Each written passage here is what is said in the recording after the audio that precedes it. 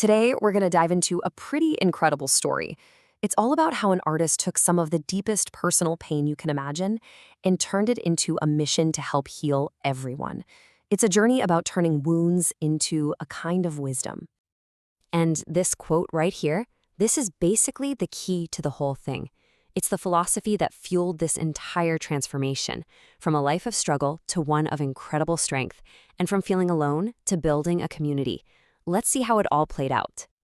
So, every story's got a beginning. For the artist we're talking about, Carnage One and Only, that beginning was rooted in trauma. The odds were, let's just say, not in his favor from day one. I mean, wow.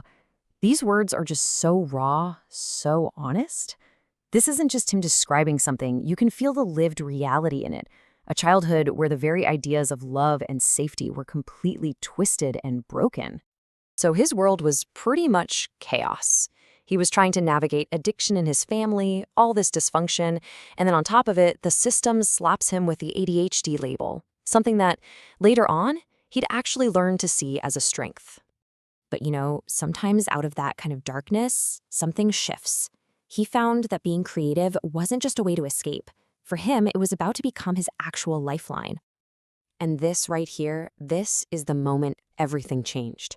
He wasn't just writing things down. He was doing this sort of alchemy. He was taking these absolutely crushing thoughts and spinning them into the very rope that would pull him out of the darkness. So this is where his art became his tool set for dealing with everything. It was a place where all that pain could finally have a voice, have a rhythm. He was turning his internal struggles into something he could finally understand and maybe help others understand too. This lyric? This is a huge shift. It's like a declaration of independence from his own history. He's starting to realize that his past doesn't get to write his future, and that the only thing really stopping him is himself. This is him taking back control of his own story. But the journey was far from over. I mean, not even close. After he found his voice, he ran into a whole new set of challenges. Not just people he trusted betraying him, but these bigger systemic forces that he felt were basically designed to keep people down. And these battles weren't just some abstract idea. They were deeply, deeply personal. This lyric just cuts right to the bone. It shows this profound betrayal from the exact people who should have been his support system. So his focus starts to zoom out from these personal betrayals to what he saw as systemic ones. He got deep into this concept of legal fictions.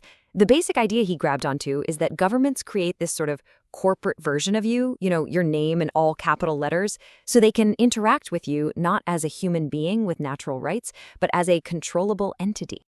And this way of thinking led him to question, well, pretty much everything. He started seeing a banking system designed to keep people in debt. Laws that felt like they were chipping away at our freedoms, schools that seemed to care more about teaching obedience than critical thinking, and governments that acted more like our masters than our servants. Now, facing all of these battles, both personal and systemic, it led to another massive shift. The journey turned inward. It sparked this really deep spiritual awakening. He started diving into some huge concepts looking for answers.